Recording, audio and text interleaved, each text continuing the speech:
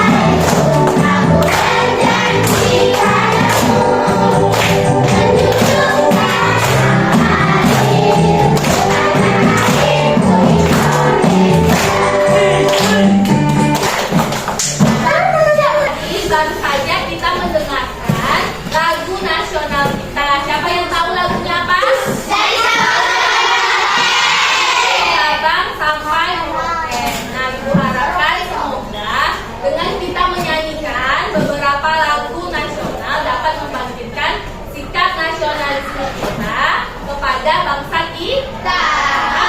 Oke, anak ibu semuanya bisa melihat gambar yang ada di depan. Ada gambar apa yang ada di depan? Bangunan ya. Ya, bentuk bangunan. Ada bangunan apa saja? Segitiga. Apa warnanya? Yang kedua? Persegi panjang. Yang ketiga?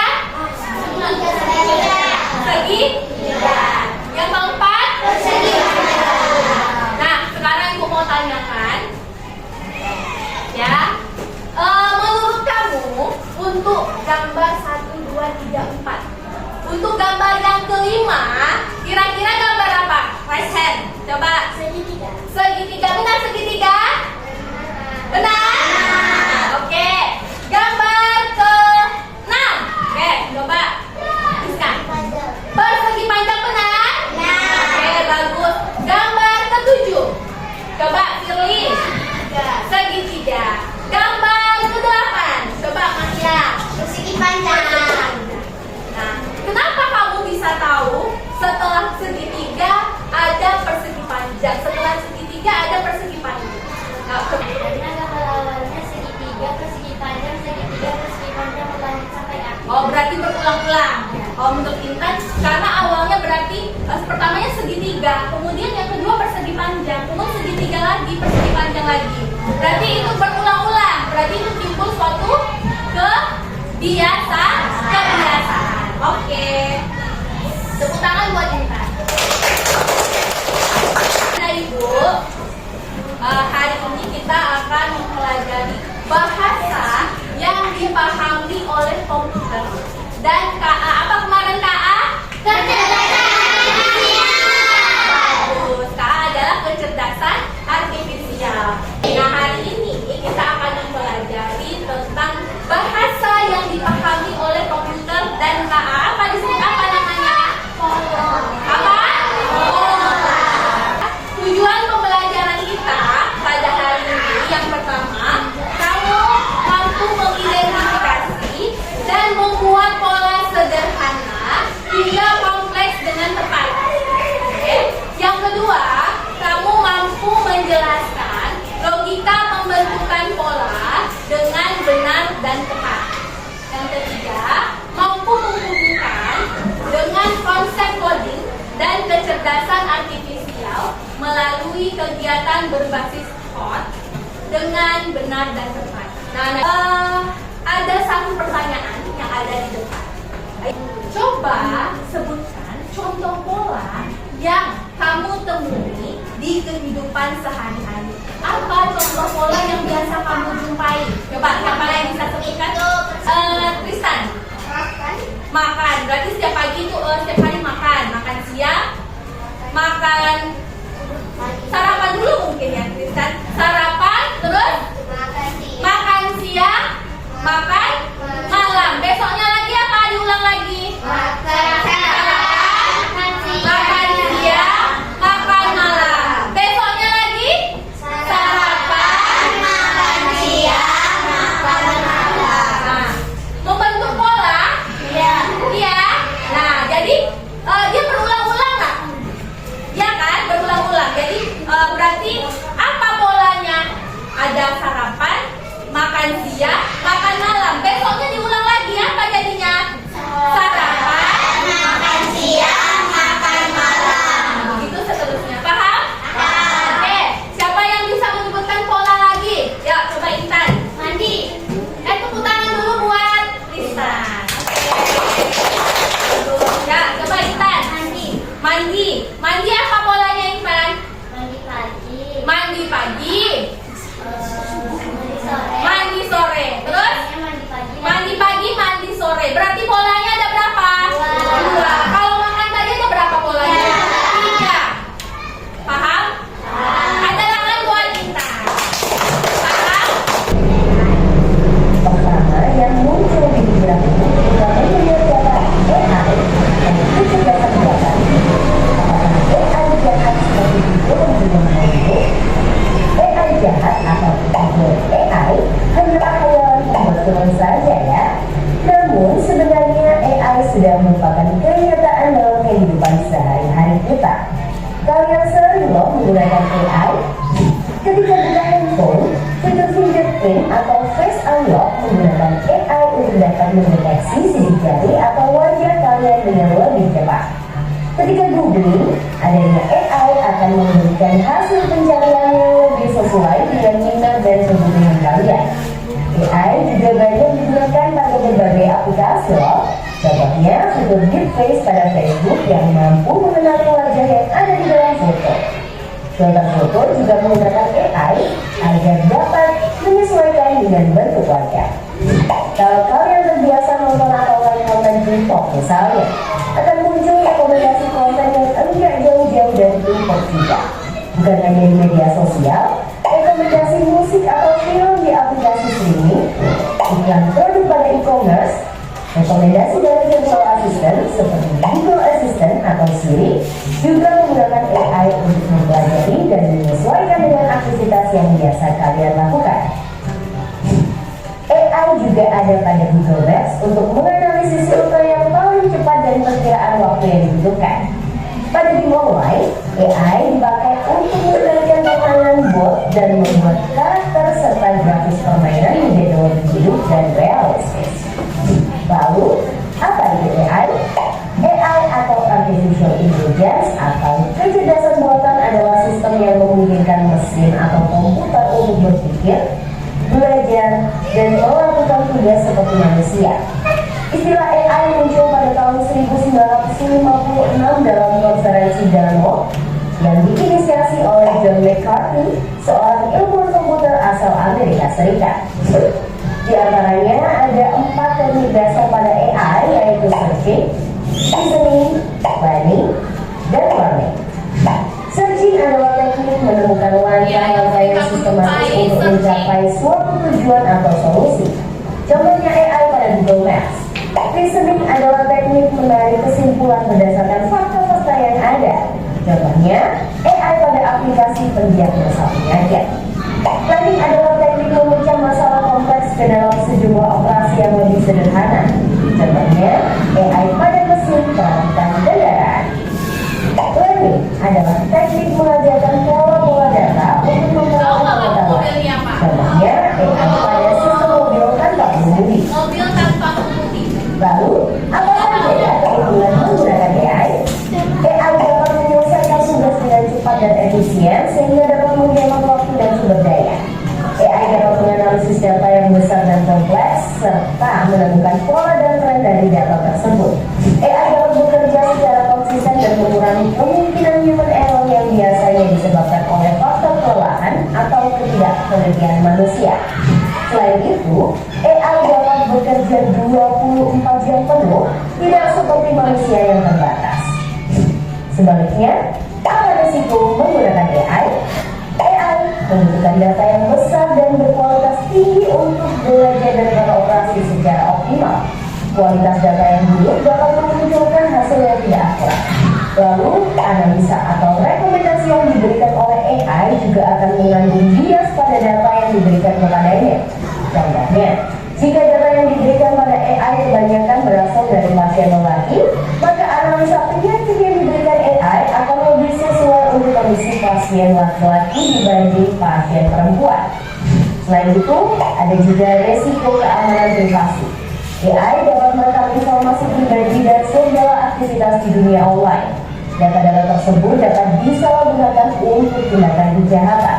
AI memberikan kemudahan dan dapat melakukan pekerjaan manusia. Namun, kemudahan ini dapat memicu sifat malas dan serba instan. Selain itu, orang bisa saja kehilangan pekerjaan karena digantikan oleh AI.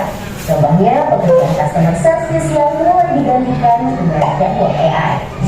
Selain digunakan dalam kehidupan sehari-hari, AI juga dimanfaatkan dalam berbagai bidang. Di bidang kesehatan, AI dapat digunakan untuk membantu dokter membuat jadwal temu, mendiagnosis awal penyakit, dan merekomendasikan obat atau terapi tertentu.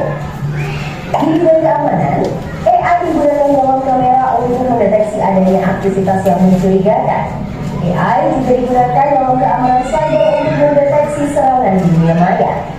Di bidang keuangan, AI digunakan untuk menganalisis tren pasar, memprediksi perubahan, dan mengelola resiko investasi. AI juga dapat membantu dalam mendeteksi transaksi keuangan yang mencurigakan. Di bidang bisnis, AI digunakan untuk menargetkan iklan yang lebih spesifik. Di bidang otomotif, AI digunakan pada mobil untuk mengenali rute dan menghindari tabrakan. Pabrik otomotif juga menggunakan AI agar melakukan produksi terjadi kualitasnya. Di bidang industri, AI dapat merencanakan rute pengiriman yang paling efektif sehingga mengurangi biaya operasional dan waktu tempuh. Di bidang pertanian, AI digunakan dalam memantau kondisi tanaman, mengendalikan hama dan penyakit tanaman, serta memprediksi hasil panen. Di bidang lingkungan, AI digunakan dalam menganalisis data sensor dan citra satelit untuk memantau perubahan iklim dan lingkungan. Bagaimana dengan penggunaan AI di bidang pendidikan? AI dapat membantu memantau kemajuan belajar siswa dan merekomendasikan materi atau penilaian yang sesuai dengan kompetensi, kebiasaan, dan minat siswa. Dengan begitu, proses belajar menjadi lebih bermakna dan tepat sasaran.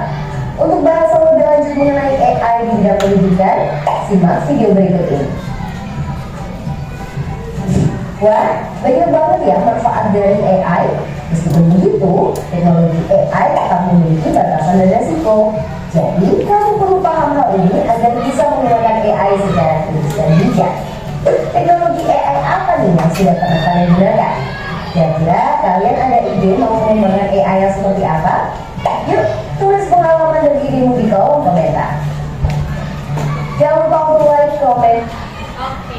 Nah, Anak Ibu, dari video ini, dari video yang Ibu tampilkan tadi, coba apa yang kamu dapat dari video ini? Coba.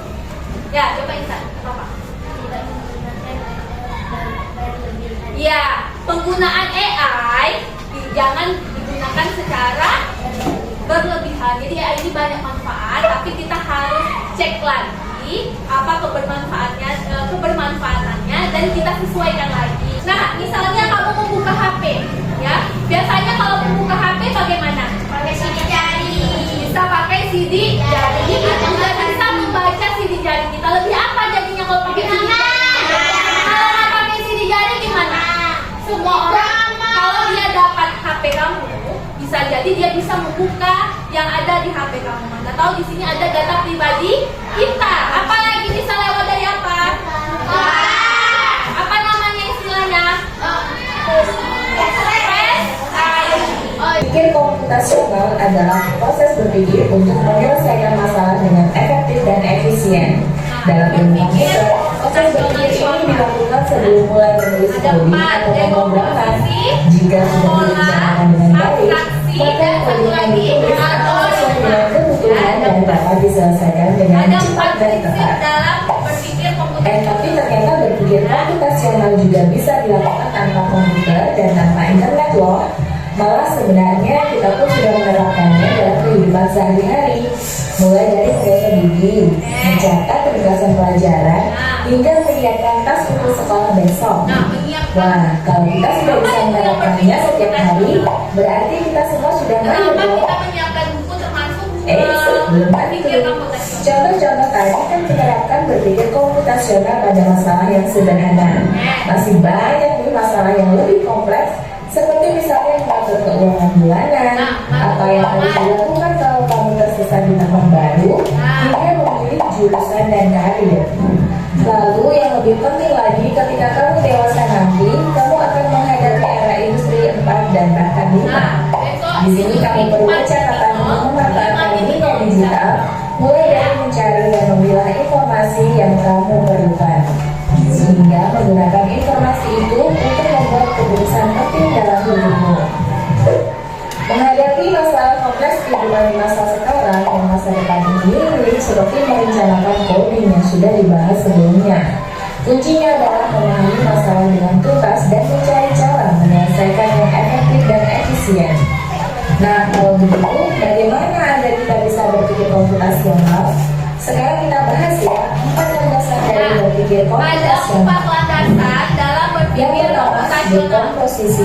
Dekomposisi artinya membagi masalah kompleks ke bagian yang lebih kecil agar mudah diselesaikan. Misalnya, kamu ditunjuk jadi ketua panitia lomba 17-an. Maka, untuk memudahkan pelaksanaan, kamu bisa menunjuk panitia bagian acara, konsumsi, publikasi, keamanan, dan lainnya. Yang kedua, pengenalan pola. Artinya mencari kesamaan dan pola di antara bagian-bagian masalah kompleks yang sudah dibicarakan. Misalnya, kamu hendak melipat dan menyimpan jemuran di rumah, maka kamu perlu bisa mengenali jemuran milik ayah, ibu, kamu, adik, dan milik bersama seperti spray, handuk, dan lainnya. Ini karena jemuran-jemuran itu perlu disimpan di tempat yang berbeda. Yang ketiga, abstraksi. Artinya fokus pada informasi yang penting saja, mengabaikan detail yang tidak diperlukan. Misalnya, kamu tidak menceritakan pengalamanmu berwisata ke luar kota. Tentunya kamu mengalami banyak hal dari mulai berangkat di bus, berfoto bersama, makan di restoran, menginap di hotel, hingga perjalanan pulang. Tapi nggak mungkin kan kamu ceritakan semua kejadian dengan detail pada teman-temanmu. Pasti mereka bosan kalau kelamaan. Jadi kamu harus mencari beberapa kejadian yang menarik saja untuk diceritakan pada teman. Yang terakhir, algoritma. Artinya membuat langkah-langkah penyelesaian atau membuat aturan yang diikuti untuk menyelesaikan masalah. Misalnya kamu diberi daftar belanja di supermarket oleh ibu. Ada minyak goreng, telur, roti, sayur, dan kopi. Lalu kamu harus buru-buru karena ibu sudah mau memasak dengan minyak goreng itu. Nah, kalau seperti ini, satu cara yang efisien misalnya mulai dengan mengambil barang yang paling dekat dari pintu masuk hingga terakhir yang paling dekat dengan kasir. Nah, itu dia 4 landasan berpikir komputasional yang perlu diterapkan untuk memecahkan masalah yang kompleks. Lalu berikutnya, apakah ada cara untuk mengasah kemampuan berpikir komputasional? Tentu ada. Selain bisa coba kamu terapkan ke masalah sehari-harimu, kamu bisa juga latihan soal untuk mengasahnya. Misalnya, gurumu akan memberikan soal-soal computational thinking di mata pelajaran matematika, bahasa Indonesia, dan IPAS dalam kurikulum mereka. Selain itu, kamu bisa ikut tantangan Yobras Indonesia juga. Yuk coba simak satu contoh soal computational thinking. Dalam bis studi wisata, ada 3 kelompok anak yang akan diantarkan ke 3 tujuan berbeda. Bis berhenti pertama di restoran, lalu hotel, dan terakhir di museum. Hanya ada satu tempat penyimpanan koper di samping bis, yang hanya bisa dibuka dari satu pintu. Sopir bis ini mengatur koper-koper penumpang hingga mudah dikeluarkan. Bantu supir bis menentukan urutan memasukkan koper-koper itu ke dalam tempat penyimpanan. Pertanyaan, koper kelompok anak yang mana yang masukkan terakhir? A. Anak yang ingin pergi ke museum. B. Anak yang ingin pergi ke restoran. C. Anak yang ingin pergi ke hotel. Atau D. Yang manapun boleh. Yo, yang mana? Soal ini diadaptasi dari challenge dan bebas.com. Kalau kamu tahu, coba ya dijawab di kolom komentar. Kejar cita, kejar ilmu, raih cita. Oke, tepuk tangan dulu buat Pak video yang kedua. Ada berapa video yang sudah diputar? Ada 2. Siapa yang masih ingat berpikir komputasional tadi? Ada 4 prinsip. Ayo, 1 apa?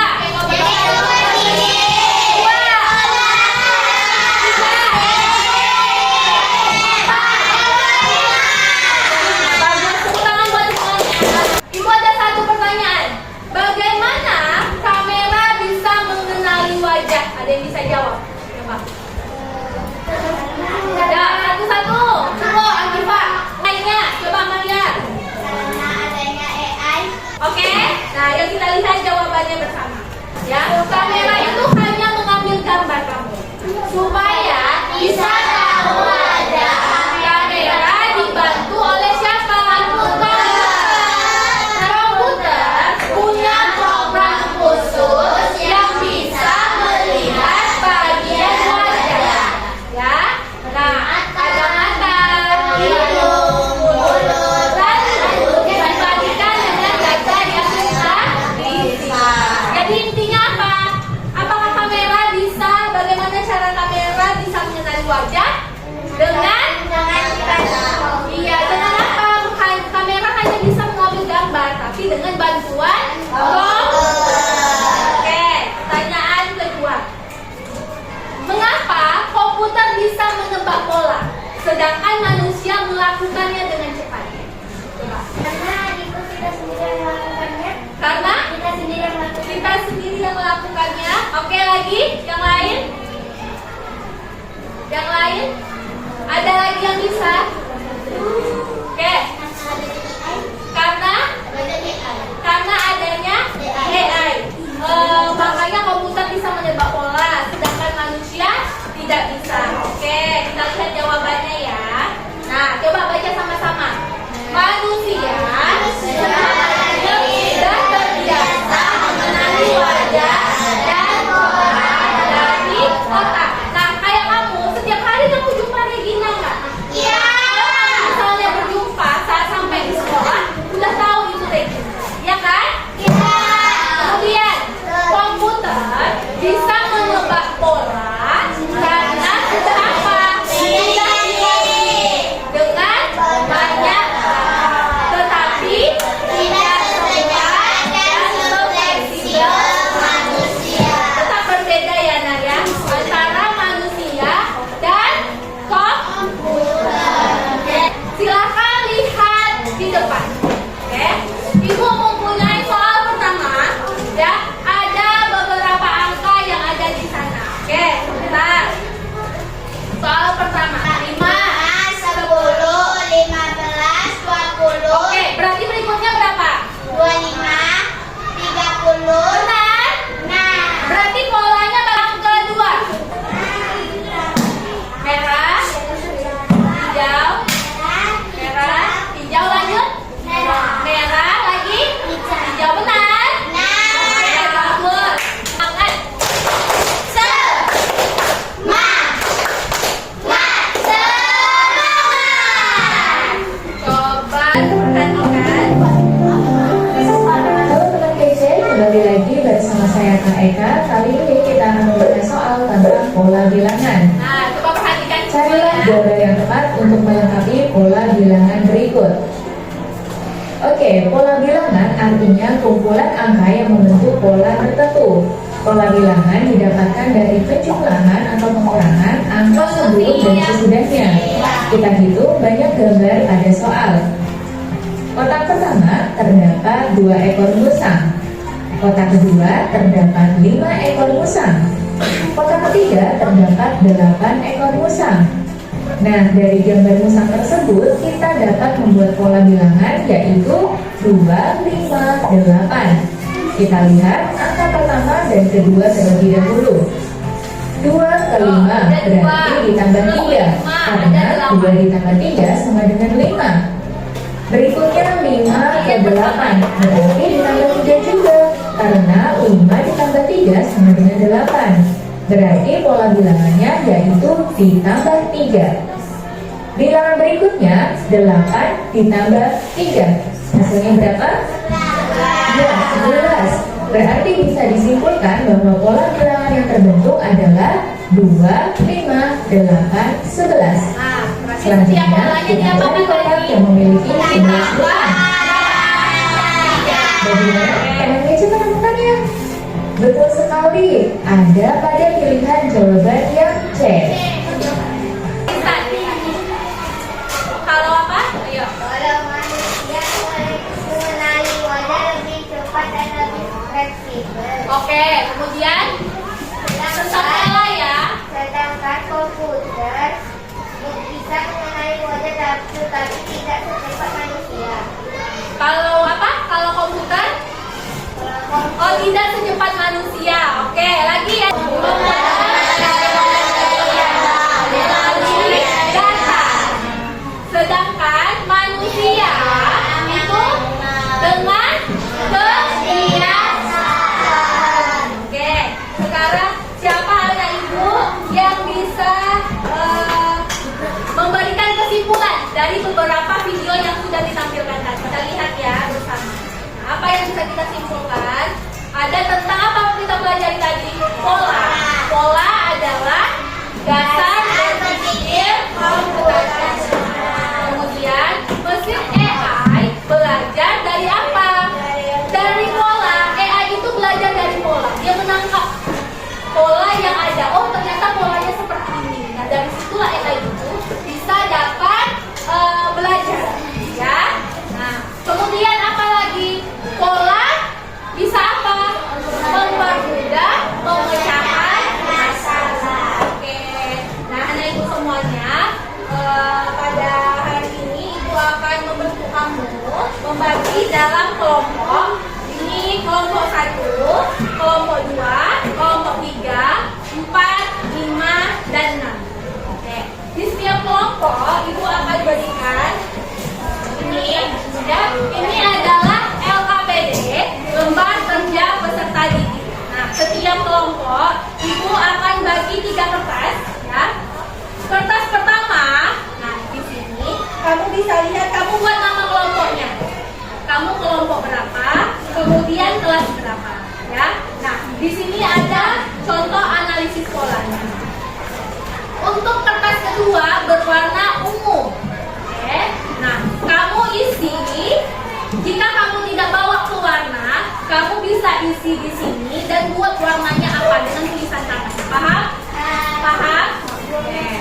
Untuk LKPD yang ketiga, kamu bisa lihat di sini. Kalau warnanya ini artinya dia 0. Paham? Nah, ada 1 sampai 9 warna. Nah, misalnya contoh 1, ada warna pink, apalagi ini? Kuning, sama merah. Pink ini tadi warnanya apa? 2. Kemudian kalau kuning warnanya 1. Kalau yang merah warnanya apa? 0. Orange ya, atau orange ya, 3. Nah, berarti 2, 10 dibaca berapa? 210. Bisa? Bisa. Paham? Paham. Ada yang mau bertanya? Buatnya di Langsung buat di sini, 1 kelompok 1. Diskusi langsung beserta kelompok kamu. Oke? Oke? Sudah. Gak mesti pakai pensil. Ayo. 5 menit.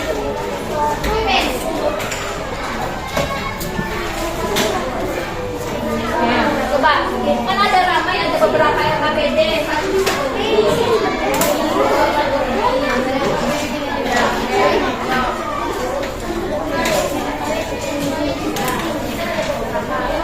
warnanya. Titik-titiknya warna apa? Kotak. warna pink, biru, kotak, Ya. dan titik-titik. Nah, jawabannya apa yang nomor 1? Pink. Iya. Betul, pink kotak. Kalau Betul. Betul.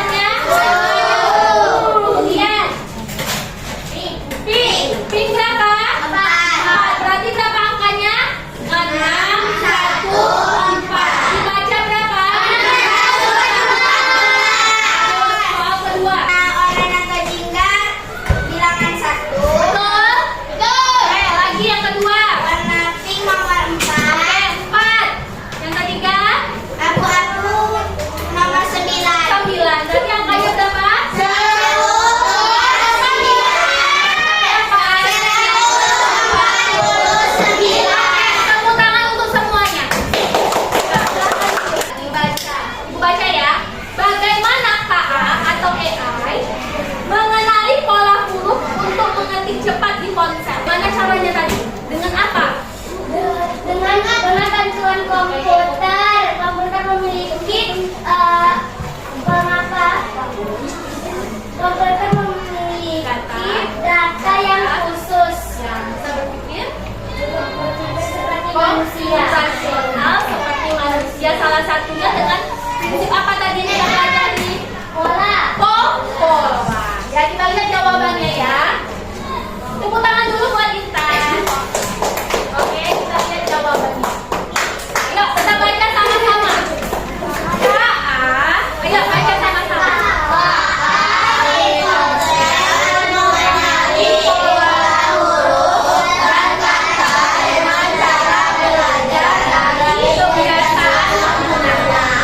Jadi kamu kan sering mengetik dari pola-pola itu. Jadi AI itu bisa baca, oh ternyata dia suka ini.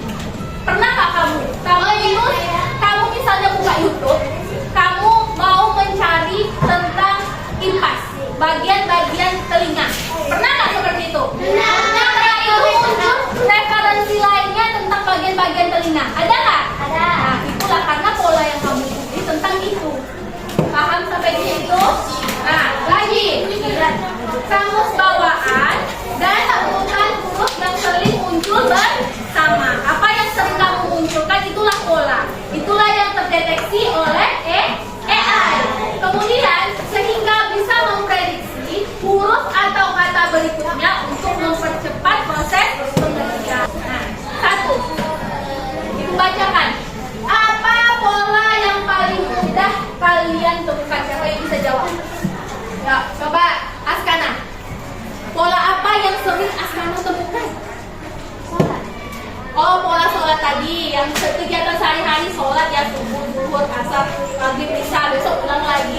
Oke, berikutnya coba Salwa. Makan. Makan pagi, makan siang, makan malam. Makan pagi, makan siang, makan malam. Bagus. Soal kedua. Oke. Bagaimana komputer atau AI mengenali pola? Bagaimana bantuan komputer yang memiliki data khusus dalam bentuk secara apa? Bersama-sama. Kemudian, nah karena bentuk kebiasaan. Oke. Jadi kita belajar mengenali pola. Apa manfaat kita belajar hari ini? Menjadi cepat. Pekerjaan jadi cepat. Apa lagi? Menyelesaikan Menyelesaikan masalah. Nah, kita lihat bersama jawabannya ya. Yang paling mudah ditemukan adalah pola berulang sederhana seperti angka naik satu persatu, bentuk yang bergantian atau aktivitas rutin sehari-hari. Berarti yang dijawab sama Askana sama Salwa benar? Oke, jawaban yang kedua. Bagaimana komputer mengenali data? Ya. Mengenali pola. Komputer AI mengenali pola dengan mempelajari data, menghitung kemunculan berulang, lalu menggunakan aturan itu untuk memprediksi elemen berikutnya. Oke, bagus. Yang ketiga, apa manfaat kita belajar AI? Rizky, coba bacakan Rizky. Yang suaranya. Manfaat belajar pola antara lain adalah melatih kemampuan berpikir logis, mempermudah perhitungan matematika, membantu merencanakan aktivitas, dan memahami cara kerja teknologi berbasis kecerdasan buatan. Oke. Nah, itu ya anak ibu ya. Itulah di sini yang bisa buat kesimpulan pada pembelajaran kita hari ini. Berpikir komputasional. Ada berapa prinsip komputasional?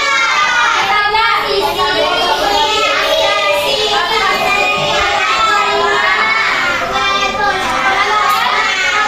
Yang kita pelajari hari ini tentang apa?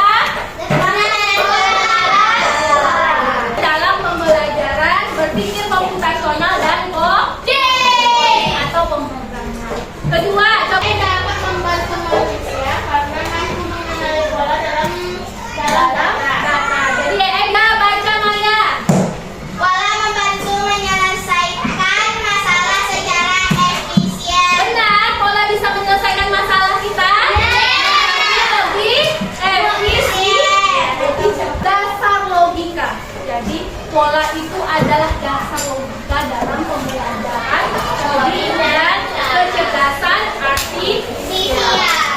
Kemudian anak ibu, untuk tugas kamu di rumah, ya. Nah, tugas kamu di rumah, amati pola yang ada di ubin, jadwal TV dan YouTube. Coba kamu amati, kemudian kamu tuliskan apa polanya.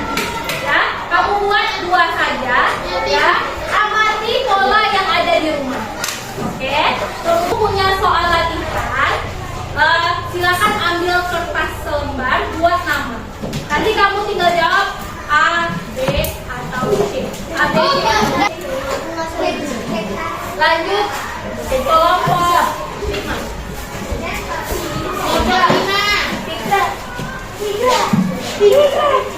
Lanjut